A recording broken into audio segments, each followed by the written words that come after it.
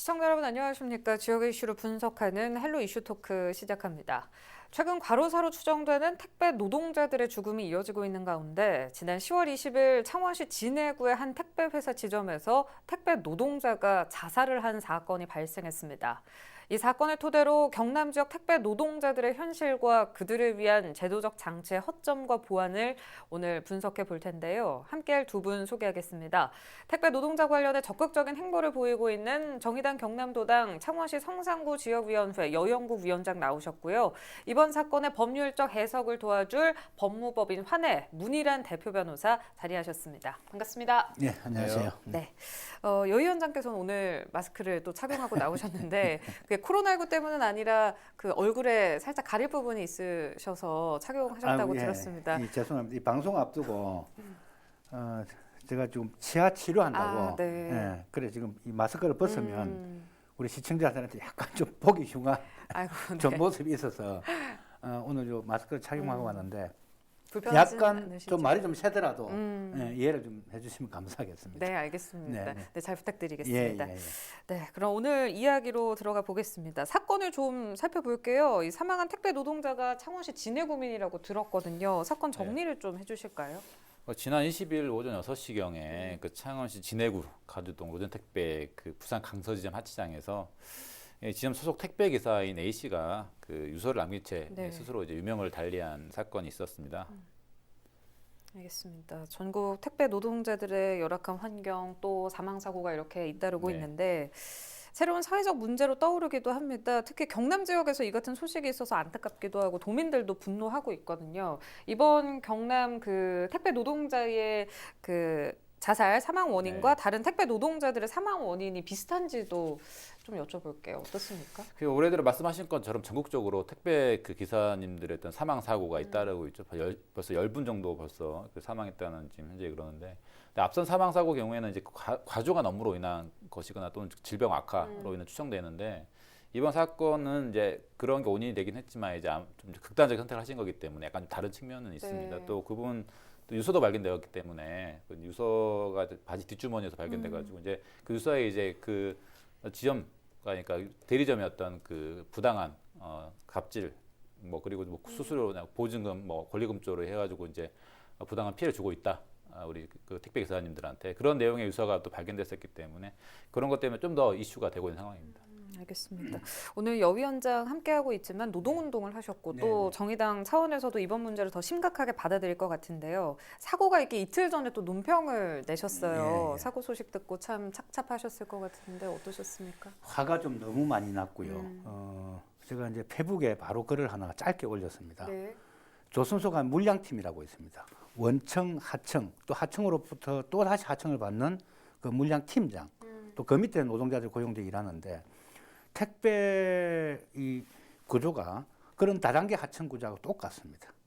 이런 구조 속에서 일어날 수밖에 없는 참 구조적 한계고 한 일주일 정도 물류를 멈추면은 이런 억울한 상황이 개선이 되겠는가 좀 한탄스러운 제가 글을 이분 돌아가시고 나서 페북에 글을 한번 올린 적이 있는데 일을 해도 적자가 나고 또 그러다 갑질까지 권리금 문제 등등 해가지고 이런 상황에서 이분이 사실 돌아가셨는데 사실 정치권이 굉장히 원망스러웠습니다. 정의당을 비롯한 상실간이 국민들이 그동안에 택배 노동자를 비롯한 이 특수고용 노동자들이 사실 노동권 사각지대에 놓여 있거든요. 그럼요. 또 이분들이 자신을 지키기 위한 최소한의 방어권. 그럼 이게 이제 노동 상권이라도 좀 줘야 되는데 이게 전혀 부여가 안 돼 있는 이런 조건이고 또 한 달 넘게 지금 저희 정의당 국회의원들을 중심으로 해서 국회에서 이런 노동자들 죽음의 행위를 멈춰라 해서 중대재해기업처벌법 제정 캠페인 운동을 벌이고 있는 한 달 정도 됐는데 그 기간 안에 또 한 60명의 노동자가 죽었습니다. 이 60명의 노동자들의 사망 원인이 60가지냐? 그게 아닙니다. 사람의 생명보다도 이윤을 중시하는 이런 기업 문화에서 비롯된 거기 때문에 바로 이런 것을 정치권이 모르는 바가 아니거든요. 좀 그런 점에서 지금 양당 합치면 어석이 몇 석입니까? 380석입니다. 더불어민주당 국민의힘 280석입니다. 300석 중에. 이분들 이런 상황을 알면서도 이걸 계속 방치해온 또 국가는 그런 기업한테 면제비를 준 이런 상황 속에서 빨리 어떤 개선책이 마련돼야 된다는 생각이 들었습니다. 알겠습니다. 과로사는 아니었지만 고인을 결국 죽음으로 내몬 요인을 보면 뭐 당연히 택배업계가 갖고 있는 고질적인 문제들이겠죠. 높은 노동 강도도 강도지만 뭐 말씀하셨던 과도한 권리금 때문에 부담이 상당하다 이런 얘기들이 들리던데 택배업체 대리점 사이의 권리금 문제 이게 어떻게 성립되는 건지 쉽게 설명 부탁드릴게요. 예, 그 지난 22일 날 전국 택배연대 노동조합에서 그 일부 중소 택배 사업 사장 택배업체 사업장에서 이제 그런 어떤 기사님들이 내야 되는 보증금, 권리금에 대해서 논평을 냈었죠. 그래서 네. 지난 20일 극단의 선택을 한 그 사건 경우에도 그 권리금 300만 원, 보증금 500만 원을 대리점에 낸 것으로 알고 있다.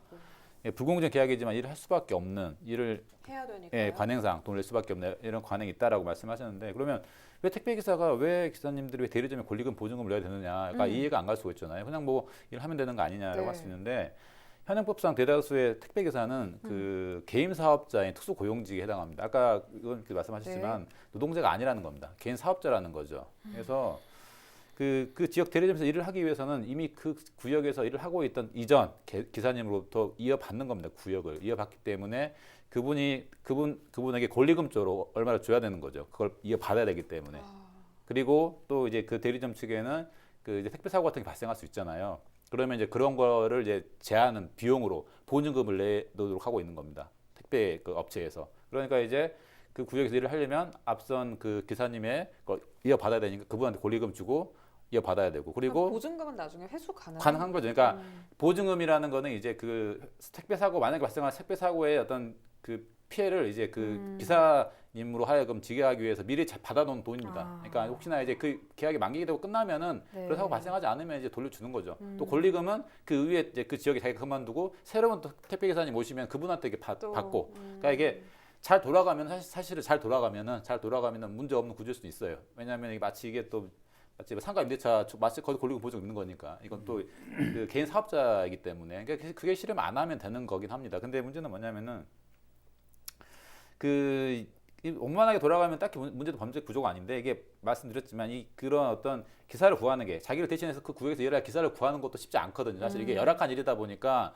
거의 이제 그 좀 이제 고된 열악한 일이기 때문에 좋은 어떤 직장이라고 보기는 어렵고요. 사실 요즘 같은 분위기에서 하니까 하려는 사람도 없고 또 이제 거기가 사업장이 그렇게 뭐 벌이가 좋지 않다라는 소문이 나면은 그 사업장이 또 그 구역에 또 안 오려고 하거든요. 사람들이 택배사님들도 아무래도 저기가 자기 일한 만큼 수수료를 떼는 거기 때문에 그러니까 그런 구조적 문제가 있는 거죠. 그래서 이제 이렇게 돼버리면 대체 투입이 인력되는 그 인건비를 또 다시 자기 보증금에서 까야 되고 또 권리금은 또 회수해야 되는데 권리금 회수도 못하고 이런 악순환이 반복되니까 아마 그래서 이 기사님도 아마 이런 상황에서 좀 불가피한 선택을 하신 게 아닌가 싶어요. 예. 네, 알겠습니다. 고용 환경이 좋지 못하기 때문에 이런 구조가 원만하게 흘러가기는 다소 힘들어 보이거든요. 여기서 지점 관리자들의 갑질 문제까지 발생을 했을 거다 이렇게 보는 분들이 많은데 여 위원장께서는 어떻게 보세요? 가능성이 있습니까? 그 상반기에 8분의 택배 노동자들이 돌아가셨습니다. 네. 그때 이제 7월 달에 이런 죽음의 행위를 멈추기 위해서 대책위원회가 만들어졌거든요.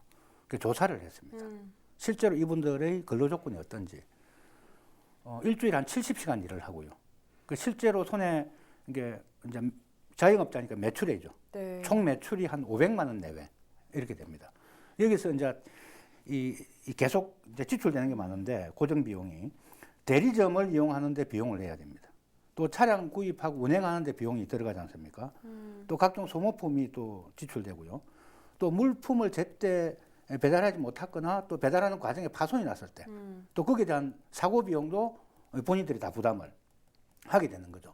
이런 걸 차 떼고 포 떼고 하면은 결국 남는 것은 절반도 안 되는 한 230만 원 남짓이라고 그렇게 이제 보고서가 설문 그 조사 결과가 나온 적이 있습니다. 네.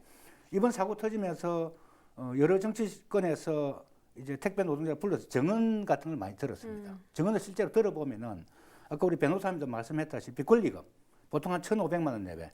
근데 보증금 아까 이제 이런 그 고정적으로 지출되는 거 외에도 보증금을 한 300에서 500 정도 받는데 이분들이 계약을 쓸 때 대리점주들이 이게 이제 그 택배 노동자의 사정으로 그만둘 경우에는 그 보증금을 포기한다는 계약서가 있습니다. 그래요. 예, 완전 노예 계약이죠. 네. 예, 그 이런 게 사실은 이제 이번 국정감사 기간 동안에 더불어 집권 여당의 한 의원이 이런 게 사실이다. 과도한 권리금 등을 내고 일을 시작했고 차량 할부금 등으로 200만 원도 못 가져가는 상황에서 진해 그 노동자가 극단적 선택을 했다. 이렇게 이제 사실관계를 좀 확인해 주기도 해서 이런 참 그 대리점주들의 그 갑질 문제는 너무나 일반화되어 있는 게 아닌가 이런 좀 생각이 들었습니다. 알겠습니다. 사실 권리금 문제는 법적으로 다툼의 소지가 있어 보여요. 본사와 지점 간 권리금 때문에 일을 관두고 싶어도 관두지 못하는 상황. 뭐 말씀하셨지만 그 계약서상의 문구도 그렇고 법으로 이게 성립될 수 있는 구조입니까?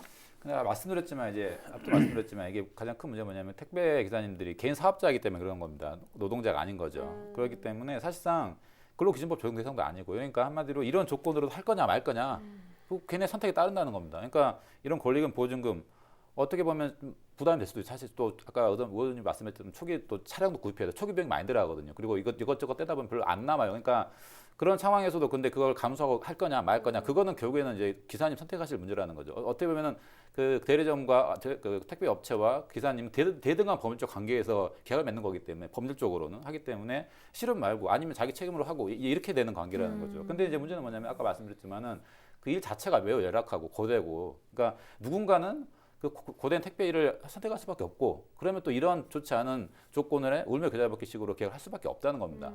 예. 그렇기 때문에 근데 하지만 권리금 보증금 꼭 있다고 해서 이게 문제냐라고 또 볼 수는 없거든요. 왜냐하면 아까 상가임대차 같은 경우에도 권리금 보증금 다 있잖아요. 근데 그걸 불공정 계약을 하지 않기 때문에 문제는 그걸 어떻게 활용하는 문제이겠죠. 아까 말씀하셨던 의원님이 만약에 보증을 포기해버린다. 자기 뭐 본인의 개인적 사유로 그만두게 되면, 그러니까 다음 일할 사람 구하지 못하고 그만둬버리게 되면은 그건 보증금 네가 책임져라. 왜? 그 사회 인건비, 그 사회 대체력을 투입을 해야 되니까 그 택배회사 입장에서는 그러니까 그만큼의 거는 보증금으로 네가 깔아 이런 거죠 사실은. 이게 그런 식의 어떤 논리 구조이긴 한데요. 그러니까 이번 자살 사건 관련해 가지고 또 그분이 유서에 그런 게 있습니다. 뭐 저 같은 경우는 적은 수수료로 뭐 이것저것 다 떼다 보면 200만 원도 못 받는다 한 달에. 그리고 또 이런 구역은 소장, 그러니까 기사를 모집하면 안 되는데 택배 업체와 대리점에서 비용을 아끼려고 자기들 직원 투입해서 이제 돌려야 되는데 비용을 아끼려고 기사를 모집했다. 이런 말이 있어요. 그러니까 한마디로 그 구역 자체가 버리기가 현찮은 곳입니다. 아주 안 좋은, 그러니까 택배 기사님들이 맡은 구역도 다 여러 가지잖아요. 근데 그 구역이 되게 열악했다라는 거죠. 매우 열악한 구역인데도 불구하고 어떻게 보면은 그 택배 대리점이나 업체에서 자기들의 이제 직원 이제 채용해가지고 돌렸어야 되는 그런 것인데 비용 아끼려고 인건비 줄이려고 또 기사를 모집해가지고 이제 그 기사님 모집해서 이제 그렇게 또 권리금 보증금 이런 식으로 받고 그런데 그 기사님이 나중에 이제 자기가 너무 힘들어서 그만둬야겠다 해가지고 이제 넘기려 하는데 아무도 여기 안 오는 거예요. 기사님들이 거기 이미 다 손 다 놔버리니까 거기 너무 힘들다고. 그러니까 이제 본인 입장에서는 이제 계속 그런 상황에서 업무 그 경무에 시달리고 또 다음으로 자기 이어받을 사람은 없고 완전히 외통이 걸린 거 사실은. 그래서 이제 그렇게 아마 돌아가신 건데.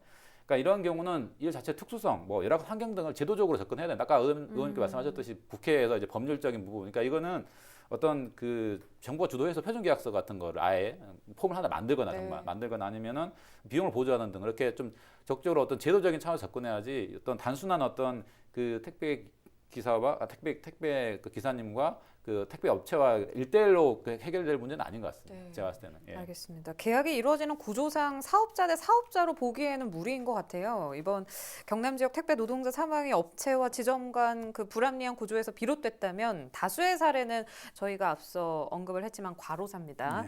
코로나19 이후에 택배 물량이 폭발적으로 증가했고 경남 지역 역시 택배 기사가 많은 상황에서 이런 상황이면 좀 벌이가 더 좋아져야 되는데 상황이 그렇지가 않거든요. 노동권이나 여러 권리를 보장할 만한 보험이라든지 체계가 마련돼 있는지도 궁금하거든요. 예를 들면은 그 근로기준법을 지키라고 자신의 몸에 불을 사르고 사망하신 그 전태일 여사가 가신 50주년이 되는 해입니다. 그 50년 전에도 근로기준법은 있었습니다. 그러나 법 적용이 안 된 거죠. 그러니까 근로기준법을 지키라고 근로기준법 책을 안고 돌아가셨는데 지금 전국의 택배기사 한 5만 명 중에 산재보상보험법, 산업재해보상보험법에 가입한 그 기사들은 한 20%에 불과합니다. 사용자들이 가입을 안 시키는 거죠. 우리 그 산업재해보상보험법 125조에 특수 형태 근로 종사자에 대한 특례해가지고 계약의 형식과 관계없이 아까 이제 변호사님 말씀대로 이게 근로기준법 적용을 안 받으니까 이거 특별한 규정을 뒀습니다. 계약의 형식과 관계없이 근로자와 유사하게 노무를 제공하는 특수고용 노동자도 이 법의 적용을 받는 사업으로 본다 이렇게 되어 있어요. 네. 그리고 이렇게 해야죠. 제4항에 이제 빠져갈 구멍을 만들어 놨어요. 특수 형태 근로종사자는 이 법의 적용을 원하지 아니하는 경우 공단에 이 법의 적용 제외를 신청할 수 있다. 신청한 당사자는 누구냐? 특수고용 노동자입니다. 그런데 이분들이 계약을 할 때 그 대리점주들이 이 이제 산재보상보험법에 가입 안 하는 걸 조건으로 계약을 네. 해버리는 거죠. 아. 그러니까 법망을 피해가기 위해서 이분들이 만약에 노동상권이 보장되어서 힘이 있었다면 절대 이 법이 이렇게 악용되지가 않죠. 네. 근데 이분들한테 이런 그 산재보상보험법이 이분들도 그 이 보험에 가입할 수 있는 권리가 있다는 게 그냥 그림의 떡인 거죠. 네. 그리고 있어도 제대로 찾아먹지 못하는 이런 정말 참 원통한 그런 현실에 처해 있는 겁니다. 네. 문 변호사님 이렇게 법의 허점만을 찾아다니는 업체를 처벌하거나 제재할 방법은 없을까요? 참 답답한데. 답답한 상황인데 아까 뭐 근데 의원님께서 말씀하셨던 것처럼 법 자체에 조용 제의를 만들어 놓고 있기 때문에 그리고 말씀드렸지만 그 계약서 자체에 이제 그런 부분을 이렇게 자기 동의하에 하는 거기 때문에 그 자체 뭐 자율적으로 판단해서 하는 거를 뭐라고 할 수는 없죠. 그거를 만약에 업체가 강요했다면 그게 네. 입증이 된다면 그건 다른 문제긴 하지만은 이 자체로는 어떻게 처벌하거나 그럴 수는 없어요. 그래서 이제 아까 말씀했지만 그 법에 어떤 사각지대를 더 줄여야겠죠. 그래서 뭐 이런 어떤 적용제의 신청을 할 수 없도록 뭐 특별한 더 요건 이런 경우에만 적용제의 신청할 수 있도록 좀 사례를 구체적으로 특수하게 들어야서 가급적이면 적용제를 안 받도록 산재 적용제를 안 받도록 그렇게 만드는 방법 외에는 현재로서는 어떻게 다른 수단은 없을 것 같습니다. 네, 정부에서 적극적으로 나서는 방법밖에 없어 보이기도 하고 참 씁쓸합니다. 이번 진해구 택배 노동자 자살 사건으로 지역 택배 노동자들의 목소리가 더욱더 힘을 얻는 분위기입니다. 네네. 지자체, 의회, 지역 시민단체나 정당들이 택배 노동자와 소통을 할 때 어떤 부분에 더 집중을 해야 한다고 보시는지. 우선 지금 연이어 일어나는 그 택배 노동자들의 아픔을 보면서 많은 국민들이 이 택배 노동자들을 응원하는 캠페인 운동을 지금 곳곳에서 펼치고 있습니다. 네. 제도 개선 이전에 무엇보다도 이분들이 달력에 빨간 날짜만이라도 좀 놀고 싶다고 했을 때 우리 소비자들은 불편하지 않습니까? 이걸 국민들이 감수할 수 있는 이런 좀 공감대 형성이 이번 참이 좀 됐으면 좋겠다 하는 게 첫 번째고요. 두 번째는 아까 앞에도 말씀드렸다시피 산재보상보험법이나 또 설령 이분들에게 노동자성을 보장해가지고 하더라도 이 권리가 좀 자기들 방어를 할 수 있는 이게 돼야 됩니다. 네. 그래서 노동 상권이 온전하게 좀 보장될 수 있도록 좀 하고요. 그다음에 그동안 추석 때 이제 처음으로 투입되었습니다만은 이 배달하는 노동자들이 분류까지 다 했지 않습니까? 그러니까 너무 힘들고 이러니까 이제 분류 노동자를 따로 두겠다 이렇게 하고 이분들이 빨간 날에 좀 놀 수 있도록 하면은 지금 현재 상태에서 필연적으로 이분들한테 이제 수입이 감소할 수밖에 없는. 뭐 이런 좀 조건이 올 수 있습니다. 이런 것도 만약에 현실적으로 이분들의 그 최소한의 생계를 보장하기 위해서 택배비 인상이 된다면은 우리 시민들이 이런 거 충분하게 같이 공감을 좀 하고 너무 좀 우리가 빨리빨리 좀 막 이런 문화 있지 않습니까? 네. 이런 것도 좀 고쳐 나갔으면 좋겠다 좀 하는 좀 생각이고요. 지금 창원시에서 저희 정의당 소속 그 최영희 의원이라고 있습니다. 이분이 특히 코로나 이후에 그 필수 업무에 종사하는 노동자들, 의료라든지 이런 택배라든지 또 이런 부분이 계속 좀 부각이 되고 있습니다. 그래서 택배 노동자를 포함한 필수 노동자 보험 및 지원에 관한 조례를 좀 만들고 있습니다. 그래서 사실 노동사무는 그 국가사무라서 지방에서 크게 관여할 수 있는 부분이 굉장히 텀이 좁습니다. 뭐 그럼에도 불구하고 경상남도나 또 각 지자체에서 이런 필수 업무 노동자들의 노동권도 좀 조사하고 또 뭔가 개선할 수 있는 또 지원할 수 있는 부분이 있으면은 함께 지원해서 뭔가 이분들이 존중받는 그런 사회적 분위기를 만드는데 네. 또 지자체나 우리 시민들이 함께 했으면 좋겠다 노력을, 하는 네. 그런 바람입니다. 알겠습니다. 네. 오늘 이야기 여기서 마무리하도록 하겠습니다. 오늘은 정의당 경남도당 창원시 성산구 지역위원회 여의연구 위원장 법무법인 환의 문일환 대표 변호사와 함께 현재 경남 지역 택배 노동자들의 현실 그리고 이를 해결할 수 있는 몇 가지 방안들을 고민해 봤습니다. 쉽진 않겠지만 이런 담론들이 모여 택배 노동자의 근무 환경이 개선되는 첫걸음이 되길 바라며 오늘 헬로 이슈 토크 여기서 마무리하도록 하겠습니다. 유튜브 채널 헬로 경남 통해서 다시 보실 수 있습니다. 고맙습니다.